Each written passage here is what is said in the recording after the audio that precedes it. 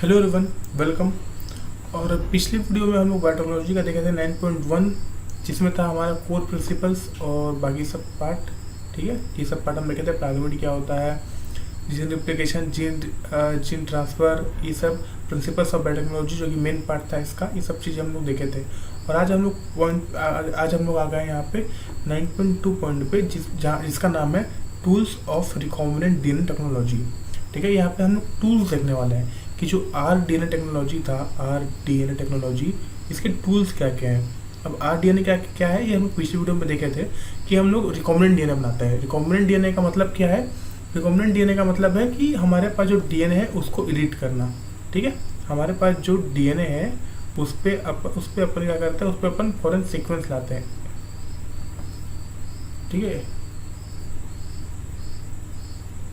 थोड़ा हैंग हो गया।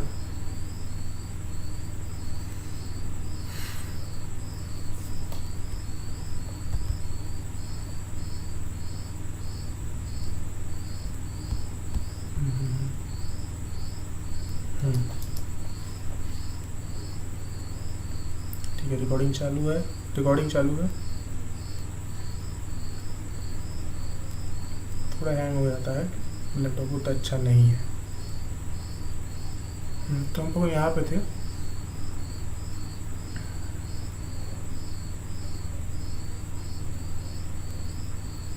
ठीक है, हम लोग कहाँ पे थे कि आरडीएनए हम लोग बनाना सीख गए थे। Sorry for interruption. हम लोग आरडीएनए बनाना सीख गए थे पिछले वीडियो पे। और आरडीएनए क्या होता है ये मैंने बताया था कि रिकॉम्बिनेंट डीएनए क्या होता है कि हमारे पास एक डीएनए होता है जिसमें हम लोग अपना स्पेसिफिक बेस सीक्वेंस को ऐड करते हैं। ठीक है, ये इसके लिए हम लोग जनरली प्लाज्मिड को लेते हैं। प्लाज्मिड भी एक टाइप का डीएनए है, that is non chromosomal extra chromosomal autonomously replicating extra chromosomal circular DNA, और जो कि बैक्टीरिया में पाया जाता है। ठीक है, उसमें एंटीबायोटिक रेसिस्टेंट जीन होते हैं। तो हम लोग उसको ऐसा वेक्टर यूज़ करते हैं, उसको कट करते हैं आरईए की एंजाइम की मदद से, रेस्ट्रिक्शन एंजाइम की मदद से, और उसके बाद उसमें हम लोग अपना डिजायर्ड सीक्वेंस ऐड करते हैं, डिजायर्ड डीएनए सीक्वेंस ऐड करते हैं।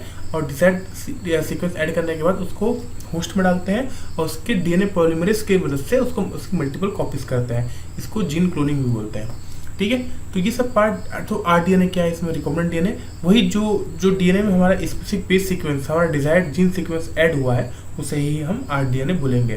ठीक है, अब इस पूरी टेक्नोलॉजी के टूल्स क्या क्या हैं ये हम आज देखने वाले हैं। ठीक है, तो आइए इसके टूल्स देखते हैं कि now we know from the foregoing discussion that genetic engineering और recombinant DNA technology can be accomplished only if we have the key tools। ठीक है, तो आरडीएनए टेक्नोलॉजी हम लोग कब अटेंड कर पाएंगे? जब हमारे पास की टूल्स होंगे। और की टूल्स क्या है? जैसे कि रेस्ट्रिक्शन एंजाइम एक की टूल है। Polymerase enzyme, restriction enzyme cut करने के लिए, पॉलीमरेज एंजाइम कॉपी करने के लिए, लाइगेसेस एंजाइम जोड़ने के लिए, वेक्टर्स जैसे कि प्लाज्मिड और भी बहुत सारे होते हैं, एंड दी होस्ट ऑर्गेनिज्म। तो इतने सारे सब चीज़ चाहिए हमको। क्या चाहिए मतलब हमारे पास टूल्स क्या क्या है रिकॉम्बिनेंट डीएनए टेक्नोलॉजी के लिए? पहला है हमारा आरई। ठीक है, आरई हमारा एक टूल है। दूसरा है पॉलीमरेज एंजाइम, मैं शॉर्ट फॉर्म में लिख रहा हूँ। ठीक है, पॉलीमरेज एंजाइम। तीसरा क्या है? लाइगेसेस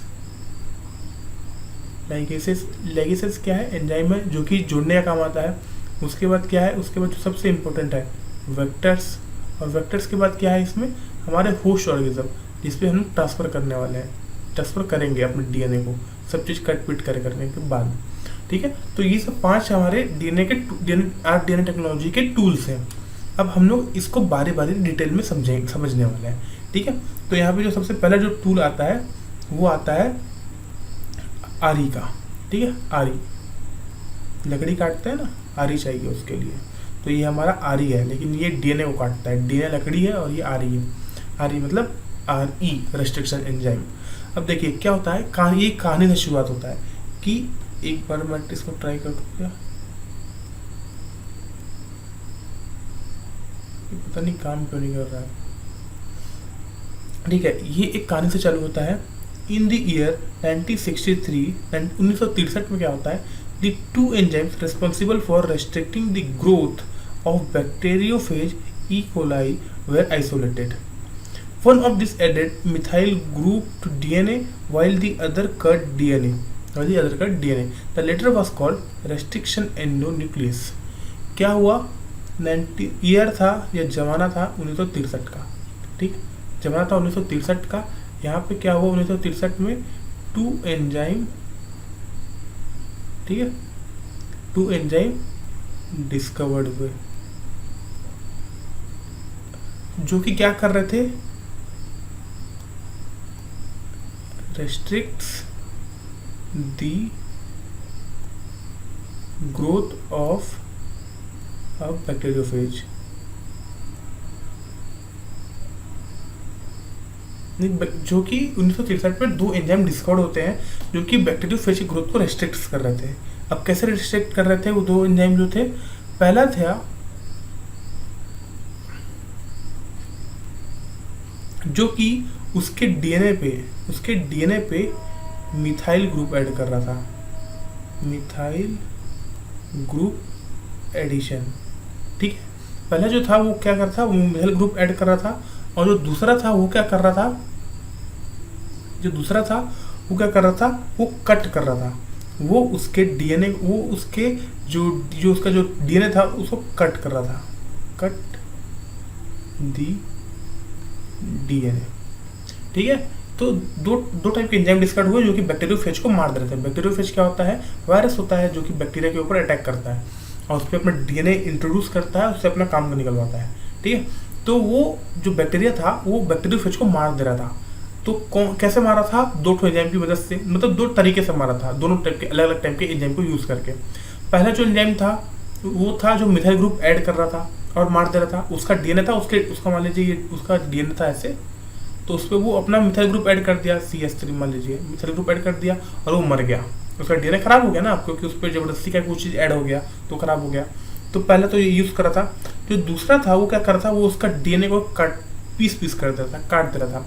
तो जो ये वाला जो पार्ट है जो कट कर रहा था डीएनए को, इसको हम लोग बोले RE, क्या? रेस्ट्रिक्शन एंजाइम, क्योंकि ये उसके डीएनए को कट कर रहा था और यही हमको चाहिए। इसको हम लोग क्या बोले? इसको RE, ये हमारा RE है, और इसको हम लोग क्या बोले? Restriction endonuclease.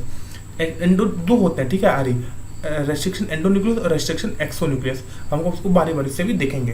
तो ये था restriction endonuclease. The first restriction, अब आगे पढ़ता है कहानी में। द फर्स्ट रेस्ट्रिक्शन एंडोन्यूक्लियस से HindII कौन? ये देखिए, इस बात को आपको पता होना चाहिए कि हमारा जो पहला रेस्ट्रिक्शन एंडोन्यूक्लियस था वो क्या था? वो था हमारा HindII। HindII is our first restriction enzyme, ठीक है। The first restriction endonuclease HindII whose functioning depended on a specific DNA nucleotide sequence was isolated and characterized 5 years later. Whose functioning depend on a specific DNA nucleotide sequence was isolated and characterized 5 years later. It was found that HindII always cut DNA molecules at a particular point by recognizing a specific sequence of 6 base pairs. क्या होता है कि जो हमारे पास जो restriction endonuclease जो enzyme होते हैं, ठीक है, रेस्ट्रिक्शन एंडोन्यूक्लियस जो एंजाइम होते हैं, ये डीएनए को ऐसा नहीं कि कहीं पे भी कट कर देंगे। ये डीएनए को डीएनए क्या होता है, आप इसको समझने की कोशिश कीजिए, ठीक है। डीएनए लाइन से क्या है? न्यूक्लियोटाइड्स का मतलब बहुत सारे न्यूक्लियोटाइड्स का पॉलीमर है, बहुत सारे न्यूक्लियोटाइड्स जुड़े हुए हैं। एक न्यूक्लियोटाइड में एक बेस पेयर, तो बहुत सारे बेस पेयर, समझे। डीएनए का अगर डीएनए जो है, यहाँ पे समझते हैं, अगर यहाँ पे डीएनए ऐसे है, ठीक है, ये ऐसे, तो क्या है यहाँ पे जो बेस पेयर है, मान लीजिए यहाँ पे A है, तो यहाँ पे क्या आएगा? T आएगा, ठीक है। तो यहाँ पे जो नाइट्रोजन बेस पेयर ऐसे जुड़े हुए हैं, तो डीएनए क्या है? यहाँ से एक नाइट्रोजन बेस पेयर का एक CD टाइप का है कि नहीं? तो क्या करता है, जो एंडोन्यूक्लियस जो एंजाइम आता है ना, वो इस बेस पेयर को, मान लीजिए डीएनए अगर ऐसे ऐसे ऐसे मैं देख रहा हूँ, तो ये कैसे होगा? उसका जो नाइट्रोजन बेस पेयर होगा ऐसे ऐसे होगा, AA GG TC, ठीक है, ऐसे कुछ होगा मान लीजिए, ठीक है, TT ऐसे कुछ होगा। तो वो इसको रीड करता है, ये जो बेस पेयर्स है ना, इसको एंडोन्यूक्लियस रीड करता है बारी से, और वो एक स्पेसिफिक बेस पेयर्स के सीक्वेंस को, पूरा सीक्वेंस को ही कट करता है, ऐसे कहीं भी कट नहीं करता। वो ऐसे एक सीक्वेंस नाइट्रोजन बेस पेयर के सीक्वेंस को कट करता है। अब हर एंडोन्यूक्लियस का अपना बेस पेयर का सीक्वेंस होता है, वो उसी सीक्वेंस को कट करेगा। और ये जो सीक्वेंस होते हैं ये पैलिंड्रोमिक सीक्वेंस होते हैं, ठीक है, पैलिंड्रोमिक सीक्वेंस होते हैं। पैलिंड्रोमिक सीक्वेंस मतलब जैसे कि रबर, देखिए इधर से पढ़ूँ या इधर से पढ़ूँ एक ही मतलब है कि नहीं। इसको देखिए मलयालम, इधर से पढ़ूँ या इधर से पढ़ूँ एक मलयालम ही पढ़ा जाएगा, तो इसको हम लोग बोलेंगे पैलिंड्रोमिक सीक्वेंस, ठीक है। तो वो हमेशा एक पैलिंड्रोमिक सीक्वेंस को ही कट करेगा। अभी मैं इसको डिटेल में समझेंगे, ठीक है। इसमें अभी तो ये शुरुआत हो रहा है। तो क्या होता है कि जो HIND2 है, ये हमारा फर्स्ट रेस्ट्रिक्शन एंडोन्यूक्लियोस एंजाइम है, जो कि एक स्पेसिफिक डीएनए न्यूक्लियोटाइड सीक्वेंस को ही कट करता है, और ये हम आइसोलेट करते हैं, ठीक है। इसका जो ये बात यहाँ पे ध्यान रखने, यहाँ पे ये बात इंपॉर्टेंट स्टार मार्क कर रहा हूँ कि ये कहाँ पे कट करता है, वो कितने से, जो HIND2 है जो स्पेसिफिक बेस सीक्वेंस को कट करता है, वो कितने बेस पेयर का होता है, वो 6 बेस पेयर का होता है। इस बात को ध्यान रखना है यहाँ पे, ठीक है। यहाँ पे लिख सकते हैं कि HIND2 cuts the DNA, cut the DNA at a specific base pair sequence of कितना, 6 base pair, 6 base pair, HIND2 6 base pair के सीक्वेंस को कट करता है। इस बात को ध्यान में रखना है, ठीक है। Now this specific base sequence is known as recognition sequence. इसको क्या बोलेंगे, इसको हम लोग बोलेंगे रिकॉग्निशन सीक्वेंस। वो उस बेस पेयर के सीक्वेंस को रिकॉग्नाइज किया और कट किया, ठीक है। तो HIND2 का 6 बेस पेयर का सीक्वेंस था recognition sequence. Besides HIND2 today we know more than 900 restriction enzyme. आज हमारे पास कितने रेस्ट्रिक्शन एंजाइम्स है, आज हमारे पास 900 रेस्ट्रिक्शन एंजाइम है, that have been isolated from over 230 strains of bacteria, which each of which recognize different recognition sequences। ये जो 900 जो रेस्ट्रिक्शन एंडोन्यूक्लियोस एंजाइम आए, ये कितने सारे बैक्टीरिया के स्ट्रेन से आए, 230 स्ट्रेन से आए, 230 बैक्टीरियल स्ट्रेन से हमारे पास 900 रेस्ट्रिक्शन एंडोन्यूक्लियोस रेस्ट्रिक्शन एंजाइम आए, ठीक है। और ये सब का, इन 900 लोगों का अपना अपना एक अलग अलग स्पेसिफिक बेस सीक्वेंस है, ठीक है, जिसको हम लोग यूज करते हैं। होप करता हूँ यहाँ तक आपको समझ आया होगा। आगे देखते हैं, the convention of naming this enzyme is the first letter of the name comes from genus. अब देखिए क्या बोल रहा है कि इसका हम नेमिंग कैसे करना है, हमको जो हमारे पास जो रेस्ट्रिक्शन एंजाइम जो आ रहे हैं, इसका हम नेमिंग कैसे करते हैं। तो देखिए जो इसका जो नेमिंग करने का जो कन्वेंशन तरीका है वो ये है कि the first letter of the name comes from the genus and the second 2 letters come from the species of the prokaryotic cell from which they were isolated, ठीक है। मान लीजिए, देखिए यहाँ पे समझते हैं इसको। देखिए नेमिंग है ना, हम लोग देख रहे हैं नेमिंग ऑफ आरी। देखिए मान लीजिए यहाँ पे मैं एक रेस्ट्रिक्शन एंडोन्यूक्लियोस का एंजाइम का नाम लेता हूँ, मान लीजिए ECOR1, ठीक है। ये एक रेस्ट्रिक्शन एंडोन्यूक्लियोस एंजाइम है। तो देखिए इसका जो पहला जो लेटर होगा, इसका जो मेरे पास जो पहला लेटर होगा, ये पहला लेटर मैं कहाँ से लिखूंगा, उस बैक्टीरिया का पहला लेटर, उस बैक्टीरिया, देखिए ये कहाँ से आया हुआ, पहले इसको देखिए। ECOR1 जो रेस्ट्रिक्शन एंजाइम है, ये कहाँ से आया, ये आया E. कोलाई बैक्टीरिया से। E क्या है, इसका जीनस है, कोलाई क्या है, ये स्पीशीज है, ठीक है। तो जब हमें इससे जो रेस्ट्रिक्शन एंडोन्यूक्लियोस एंजाइम आइसोलेट किए इस्टीरिशिया कोलाई से, तो इसका जब मैं नेमिंग करूंगा उस एंजाइम का, तो उस एंजाइम का जो नाम होगा, उसका जो पहला अक्षर होगा, वो इस बैक्टीरिया के जिससे वो अलग हुआ है उसके जीनस का पहला लेटर होगा, ठीक है। देखिए यहाँ पे वही लिखा हुआ है कि the first letter of the name comes from the genus. जो रेस्ट्रिक्शन एंजाइम का जो पहला नाम, पहला लेटर होगा, वो उस बैक्टीरिया के जहाँ से वो अलग किया गया, आइसोलेट किया गया, उसका उसके जीनस का पहला लेटर होगा। तो उससे ई आया, तो ये कहाँ से आया? ये जो ई है ये इसका जीनस का पहला लेटर है, जीनस फर्स्ट लेटर, ठीक है। उसके बाद क्या है इसमें? उसके बाद इसमें आया को, सी ओ। अभी सी ओ कहाँ से आया? ये कोलाई। ये कहाँ से आया? ये कोलाई से आया, ठीक है। टू लेटर्स ऑफ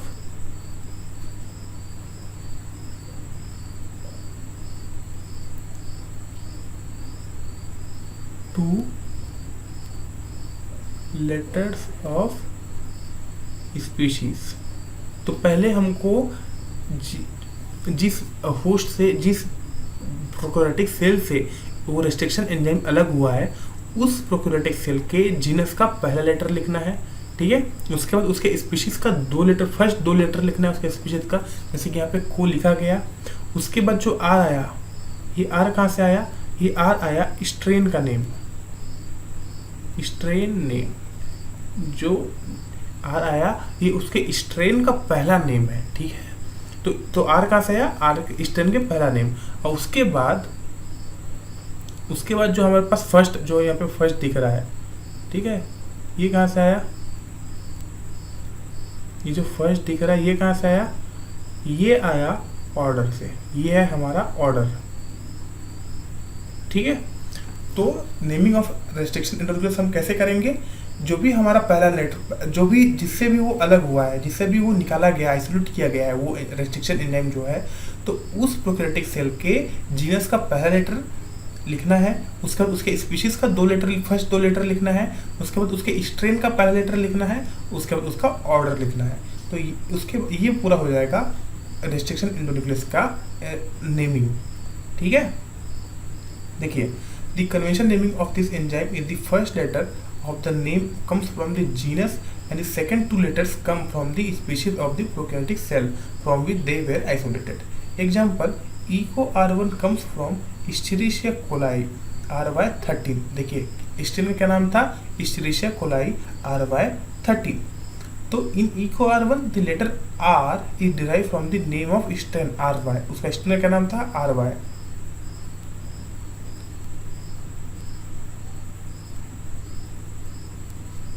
क्या नाम था? R Y strain. तो आर वाई स्ट्रेन से आर आया। और जो ये बात मैं बताना भूल गया, जो ऑर्डर जो लिखेंगे वो हमेशा रोमन नंबर में लिखेंगे, ठीक है। ऑर्डर हमेशा रोमन नंबर में लिखा जाएगा। तो उसके बाद Roman numbers following the names indicate the order in which the enzyme were isolated from that strain of bacteria, ठीक है। तो ऑर्डर किस में रहेगा? In Roman number,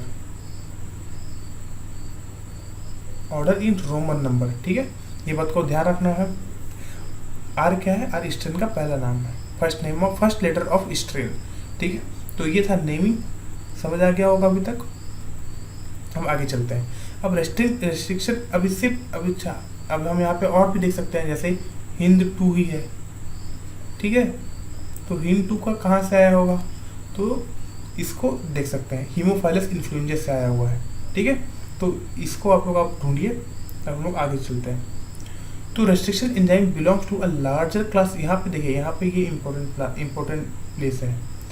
restriction enzyme belongs to a larger class of enzyme called nucleases. Restriction enzyme कौन से बड़े class में आते हैं? एंजाइम से कौन से क्लास में आते हैं? न्यूक्लियेसेस क्लास में आते हैं। किस क्लास में आते हैं? न्यूक्लियसेस। ये एक बहुत बड़ा लार्जर क्लास है, ठीक है। एंजाइम का मतलब अच्छा खासा एंजाइम है, तगड़ा एंजाइम है। These are two points that is exonucleases और एंडोन्यूक्लियसेस। आरी के कितने टाइप है? 2 टाइप, आरी एंडोन्यूक्लियस और एक्सोन्यूक्लियस, ठीक है। Exonuclease remove nucleotides from the end of the DNA, whereas endonuclease makes cut at specific position with in the DNA. तो क्या करता है? कुल मिला के बात क्या हुआ यहाँ पे? बात हुआ यहाँ पे आरी के कितने टाइप? आरी कौन सा क्लास है? क्लास क्या है आरी का? न्यूक्लियसेस आरी का क्लास है। आरी के टाइप क्या क्या है? तो है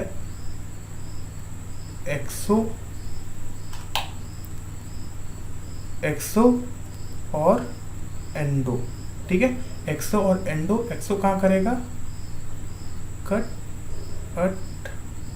eight the end of DNA, cut at ends.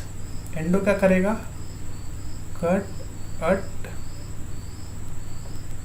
Specific position. देखिए यहाँ पे ध्यान ये बात का रखना कि वो बोलेगा कि एंडो, देखिए एक्सो कट कर रहा है बाहर में, तो एंडो को अंदर कट करना चाहिए, लेकिन एंडो को हम बात को यहाँ पे ध्यान रखेंगे, वर्ड को ध्यान रखेंगे कि endo cuts at specific position, ठीक है। कहीं पे भी कट कर सकता है, स्पेसिफिक पोजीशन पे कट करेगा, उसका अपना एक रिकॉग्निशन सीक्वेंस होगा, वो वहीं पे कट करेगा, ठीक है। तो ये था डिफरेंस एक्सोन्यूक्लियस और एंडोन्यूक्लियस में। अब each restriction endonuclease function by inspecting the length of a DNA sequence. Once it finds its specific recognition sequence, it will bind to the DNA and cut each of the two strands of the double helix at a specific point in their sugar phosphate backbone। देखिए क्या कर रहा है, इस line को भी देख लेते हैं। Each restriction endonuclease recognize a specific palindromic nucleotide sequence in DNA। ये देखिए यहीं पे देखिए, मस्त है, ठीक है। क्या हुआ, ये था हमारा बढ़िया डीएनए, वेक्टर डीएनए, ठीक है। क्या किया, हम यहाँ पे आर डाल दिए, क्या डाल दिए, आर डाल दिए। तो अच्छा दो डीएनए था, एक वेक्टर डीएनए, एक फॉरेन डीएनए, ठीक है। R1 इको R1 डालिए, क्या डाले यहाँ पे, इको R1। इको R1 कहाँ पे काटता है, GAATTC। अब सर एक बात बताओ कि आप बोले थे कि ये पैलिंड्रोमिक सीक्वेंस, पैलिंड्रोमिक सीक्वेंस क्या होता है, पैलिंड्रोमिक सीक्वेंस जो इधर से भी पढ़ने पे सेम, उधर से पढ़ने पे सेम, पर ये तो नहीं आ रहा है GAATTC, इधर से पढ़ने में GAATTC नहीं आ रहा है। पर यहाँ पे ध्यान देने वाली बात है कि देखिए GAATTC, लेकिन अब नीचे पढ़िए GAATTC, G के आगे C आता है, A के आगे T आता है, A के आगे T आता है, T के आगे A आता है, T के आगे A और CG, समझिए। GAATTC इधर से पढ़ने में तो नीचे से पढ़ेगा ना, तो GAATTC, तो ये एक पैलिंड्रोमिक सीक्वेंस है जहाँ पे ये कट करता है, ठीक है। सेम सीक्वेंस यहाँ पे भी। तो हम इको R1 सेम एंजाइम इस वाले डीएनए में डाले, इस वाले डीएनए में डाले, अब कट करेगा। तो कट कैसे करेगा, पहले के पहले ये पूरे डीएनए के लेंथ पे जाएगा, इधर से इधर पूरा का पूरा घूमेगा, पूरा का पूरा इधर से घूमेगा। अब इसको जहाँ पे कट करना था वहाँ पे कट कर देगा, तो ये घूम गया और इसको दिखा GAATTC, यहाँ पे कट लगा देगा। इधर कट लगाया, इस डीएनए में हम एक R1 डाले, इसमें भी ये पूरा इधर से इधर रन किया, इधर से इधर रन किया, और उसके बाद जहाँ पे इसको GAATTC मिला वहाँ पे काट दिया। अब देखिए यहाँ पे ये बना स्टिकी एंड। अब देखिए यहाँ पे ये पूरा का पूरा नहीं काटता है, ठीक है। बहुत जो ये वाला पॉइंट है देखिए, जैसे कि कटा नहीं हुआ है, कटा इससे नहीं हुआ है क्योंकि वो एक्स्ट्रा पॉइंट है, ठीक है, वो काटता यहीं पे है। तो कट किया, ठीक है, कट कर दिया हुआ यहाँ पे। और कट करने के बाद इसको क्या दिखा यहाँ पे, अच्छा सॉरी, कट करते हैं, ये ऊपर से कट कर दिया और इधर से इसको कट कर दिया। मतलब कि क्या किया कि एक पार्ट को कट किया। अब हम जो दो इसका पार्ट था कट करने के बाद हम इन दोनों को ऐड कर दिए, ठीक है। तो ये क्या बनाया, स्टिकी इंड। ये एक और होता है यहाँ पे ब्लंट इंड बोलते हैं। ब्लंट इंड में क्या करेगा, सीधा ऐसे काट देगा, यहाँ से खत्म, ये अलग, ये वाला पार्ट अलग कर देगा काट के, तो ये हो गया ब्लंट इंड। ब्लंट इंड मतलब खत्म, एंड वहाँ पे। स्टिकी इंड मतलब क्या होगा, स्टिकी इंड मतलब चिपकने वाला, स्टिकी मतलब बोलते हैं ना स्टिकी, स्टिकर, चिपकने वाला। तो ये अब इससे चिपकेगा, ये जो है यहाँ पे इससे चिपकेगा, ठीक है। तो ये पार्ट अलग नहीं किया, सिर्फ ऊपर वाला पार्ट को काट के अलग कर दिया। देखिए यहाँ पे ये वाला पार्ट को काट के अलग कर दिया। अभी दोनों पार्ट से चिपक सकते हैं। और देखिए यहाँ पे आर रिकॉम्बिनेंट डीएनए बन गया, तो ये वाले पार्ट डीएनए से ये वाला डीएनए ऐड हो गया, तो ये हमारा बन गया। क्यों ऐड हुआ, क्योंकि स्टिकी इंड। तो यहाँ पे ध्यान रखने वाली बात क्या है, ध्यान रखने वाली बात यह है कि दोनों जो डीएनए को हम जो जोड़ेंगे, वो दोनों डीएनए को हमको एक ही रेस्ट्रिक्शन एंजाइम से कट करना पड़ेगा। दोनों डीएनए को हमको एक ही रेस्ट्रिक्शन एंजाइम से कट करना पड़ेगा, तभी तो हम उसको जोड़ पाएंगे। क्योंकि ये डीएनए को कट किया, देखिए दोनों डीएनए को एक ही पार्ट से कट करना क्यों जरूरी है, जब इसको कट किया तो यहाँ पे क्या बचा, TTAA, ठीक है। जब इसको सेम से काट किया तो यहाँ पे भी क्या बचा, AATT नीचे वाले से, तभी तो मैं इसको ऐड कर पाऊंगा, क्योंकि इसका ये कॉम्प्लीमेंट है। जब दोनों डीएनए को सेम एंजाइम से कट करूंगा तो कॉम्प्लीमेंट डीएनए बनेगा, और तब में ही मैं उसको ऐड कर पाऊंगा, ठीक है। तो कट करना बहुत ज़्यादा ज़रूरी है। इस फोटो को ध्यान रखिए, इससे क्वेश्चन आते हैं, ठीक है। अब do you know what palindromes are, बताया था। They are group of they, अब देखिए, they are group of letters that form a same words when read both forward and backward. Example Malayalam. As against word palindrome where the same word read in both directions. The palindrome is in DNA sequence base pair that read same on the two strand when orientation of reading is kept the same. बताया था कि जो palindrome है, जब हम DNA की बात करते हैं तो डीएनए का जो पैलिंड्रोमिक सीक्वेंस है वो ऐसा है कि इधर से पढ़ने पे जो आ रहा है, अगर हम नीचे दूसरे स्टैंड की बात करें तो दूसरे स्टैंड में वैसा ही सेम आना चाहिए और दोनों जोड़े होने चाहिए, तब हम उसको बोलेंगे palindromic sequence. For example the following sequence reads the same on the two stand in 5 to 3 direction. This is also true if read in 3 to 5 direction. देखिए 5 से 3 डायरेक्शन में क्या है, GAATTC। और जब डीएनए का जो दूसरा स्टैंड है, अब होता है ना 5-3 स्टैंड, ये सब क्लास 12 के ही चैप्टर नंबर 5 जो कि वो है, लेकिन अब तो नया NCERT आ गया है, शायद अब चैप्टर 4 होगा। तो चैप्टर 4 या चैप्टर 4 ही होगा। तो चैप्टर 4 का जो वो है नहीं चैप्टर 5 जो कि मॉलिक्यूलर बेसिस ऑफ इनहेरिटेंस, इस चैप्टर में हम क्लियरली देखते हैं ये सब चीज़ को, है ना। तो जो 5, तो ये सब चीज़ वहाँ देखा जाएगा। यहाँ तो ये बात माना जाता है कि आप वहाँ से पढ़ के आए हैं, लेकिन फिर भी मैं बता रहा हूँ कि देखिए डीएनए का 2 सीक्वेंस होता है, ये बात तो जानते हैं, ऐसे ऐसे ऐसे है ना। एक 5 एक 3 इधर 3 इधर 5 3 3 5 है ना, ऐसे रहता है। तो देखिए 5 3 3 5 है। यहाँ पे एक OH एंड होता है 3 वाला, एक फॉस्फेट एंड होता है। तो देखिए जब 5 से 3 में जाएंगे तो GAATTC आ रहा है। तो जब हम रिटर्न मारेंगे तो जो दूसरे स्टैंड का जो 5 3 है उसमें भी देखिए GAATTC आ रहा है। तो ये क्या हो गया, ये हो गया पैलिंड्रोमिक सीक्वेंस। मतलब सेम आ रहा है कि नहीं आ रहा है, आप ही खुद सोचिए। GAATTC 5 से 3 डायरेक्शन में क्या आ रहा है, GAATTC। रिटर्न, जब मैं रिटर्न दूसरे स्टैंड को पढ़ा तब क्या आया, 5 से 3 ही पढ़ूंगा ना, इधर से 5 से 3 पढ़ा तो इधर भी 5 से 3 ही पढ़ूंगा। तो 5 से 3 में क्या आ रहा है, GAATTC ही तो आ रहा है। तो ये क्या होगा, ये पैलिंड्रोमिक सीक्वेंस हो गया। तो जो रेस्ट्रिक्शन एंजाइम है वो इसको ही रीड करते हैं और उसके बाद इसको कट करते हैं। कट पूरा यहाँ से नहीं कर देंगे वरना ब्लेंड इन बन जाएगा। वो कट यहाँ से करेगा ऐसे, या फिर यहाँ से करेगा ऐसे, ठीक है, वो स्टिकी इन बनाएगा। तो restriction enzyme cut the stand of DNA a little away from the centre of the palindrome site. देखिए वो यही बात बता रहा है कि वो जहाँ पे आता है वहाँ पे नहीं कट करता, वो कट कहाँ पे करता है, little away from the centre of palindrome site, जो कि उसका पैलिंड्रोम साइट का जो सेंटर था वहाँ से थोड़ा सा दूर कट करता है। एकदम वहीं पे कट नहीं करेगा, थोड़ा सा दूर वो छोड़ के, एक तो बेस सीक्वेंस को छोड़ के कट करता है ताकि स्टिकी इन बने, ठीक है। तो देखिए यहाँ पे एक क्वेश्चन अराइज होता है, यहाँ पे एक अच्छा क्वेश्चन अराइज होता है, लोग मिस कर जाते हैं, ध्यान रखने वाली बात है, ठीक है। Restriction enzyme cuts the strand of DNA a little away from the center of palindromic sites, but between the same two bases on the opposite strand। पर कहाँ पे करेगा, same two bases पे on the opposite strand, ठीक है। These leave single stranded portion at the ends। They are over, इसको पढ़िए, यहाँ पे क्वेश्चन दिखेगा आपको। देखिए इस एक ही टॉपिक से कितने क्वेश्चन आ रहा है कि there are overhanging stretches called sticky ends on each side, ठीक है। तो वो क्वेश्चन जब भी पूछेगा स्टिकी इंड के बारे में तो क्या बोलेगा, there is overhanging stretches that is called with dust sticky ends, ठीक है। स्टिकी इंड्स टच करेंगे, एक क्लिक वो टिक करेंगे। These are named so because they form hydrogen bonds with their complementary cut counterparts. This stickiness at the end facilitates the action of enzyme DNA ligase। क्या हुआ देखिए यहाँ पे ठीक से समझिए। देखिए वो कट किया यहाँ पे। अब जब मैं इस DNA को यहाँ पे ऐड करूँगा, देखिए यहाँ पे ऐड किया इस वाले पार्ट को यहाँ से, तो ये यहाँ पे क्या बनाया, यहाँ पे ये हाइड्रोजन बॉन्ड्स बना दिया, यहाँ पे ये हाइड्रोजन बॉन्ड बनाया, ठीक है। हाइड्रोजन बॉन्ड बनाया with the help of DNA ligase. DNA ligase की मदद से वो यहाँ पे हाइड्रोजन बॉन्ड फॉर्म किया और दूसरे पार्ट को काउंटर पार्ट को अपने जोड़ लिया, ठीक है। इसीलिए मैं इसको बोला ओवर हैंगिंग स्ट्रेचेस और द स्टिकी एंड्स। समझ आ रहा है।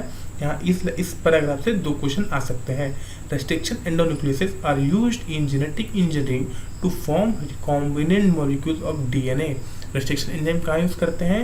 जेनेटिक इंजीनियरिंग में, to form rDNA molecules which are composed of DNA from different sources और जीनोम्स। ठीक है, one cut by the same restriction, मैं बताया था रेस्ट्रिक्शन एंजाइम को सेम दोनों डीएनए जिसको हम ऐड करने वाले हैं उसको सेम रेस्ट्रिक्शन एंजाइम से कट करना बहुत जरूरी है। When cut by the same restriction enzyme, the resultant DNA fragments, cut करने के बाद जो DNA फ्रेगमेंट बचे हुए हैं, the resultant DNA fragment have the same kind of sticky end, क्योंकि दोनों का same kind of sticky end होगा तभी तो वो मतलब एक दूसरे के काउंटर होंगे, तभी तो वो जुड़ेंगे। ठीक है, the resultant DNA fragments have the same kind of sticky end and they can be joined together end to end using DNA ligase। ठीक है, समझ आ रहा है?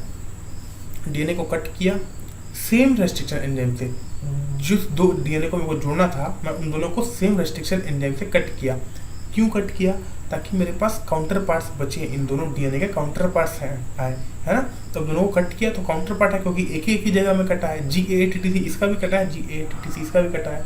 अब जो इसका स्टिकी पार्ट था उन दोनों को मैं जोड़ दिया। ठीक है, दोनों को जोड़ दिया तो क्या हुआ? दोनों जुड़ गए। कैसे जुड़े? डीएनए लाइगेज की मदद से। डीएनए लाइगेज क्या किया? उसका जो उसके पीछे जो ओवरलैपिंग हैंगिंग जो स्ट्रेचेस थे, जो स्टिकी इन था, उसको जोड़ा by forming hydrogen bond between them. समझ आ रहा है?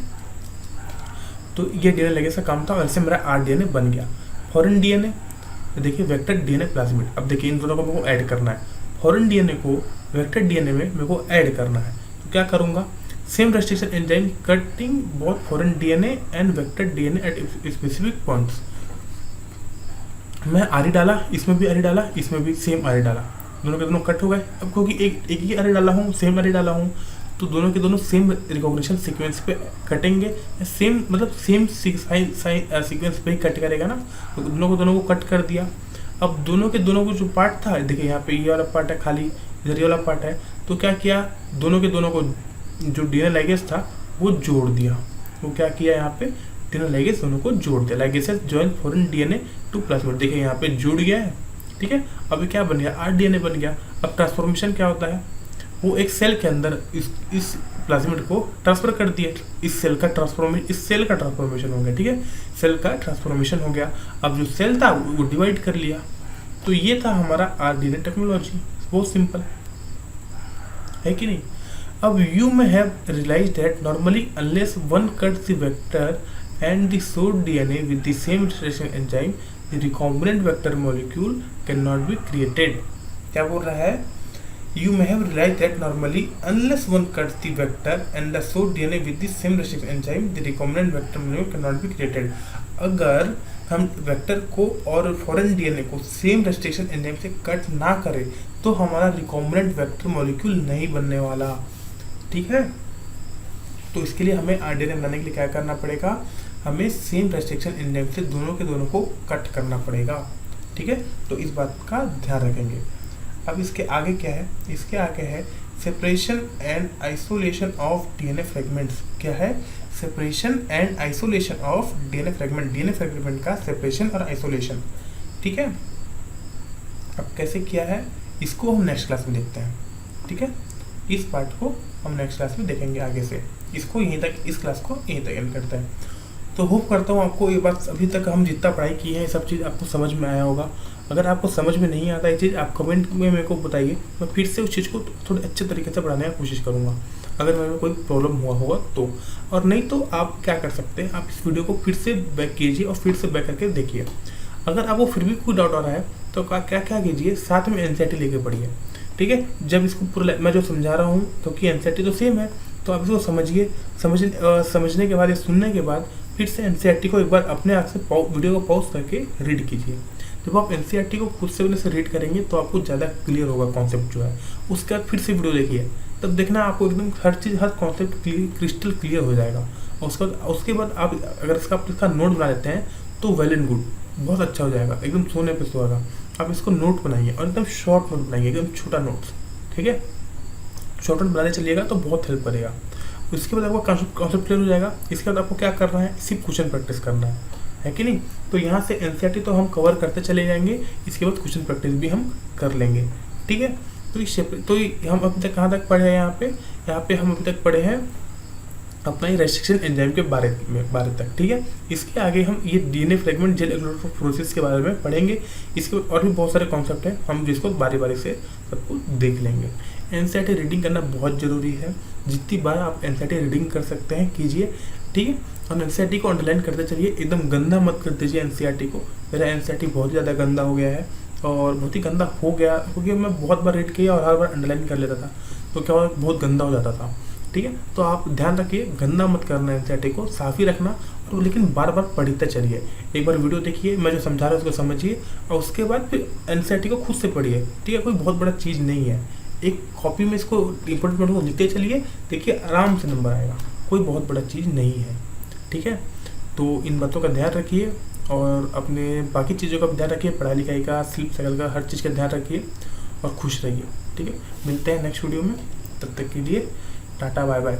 और चैनल को सब्सक्राइब कर देना, लाइक भी कर देना, और कोई भी प्रॉब्लम हो, कोई भी डाउट हो तो you can contact me in the comment section. आप कमेंट सेक्शन में कमेंट कीजिए और मैं उसका रिप्लाई करूँगा, ठीक है। Tata bye bye, thank you so much.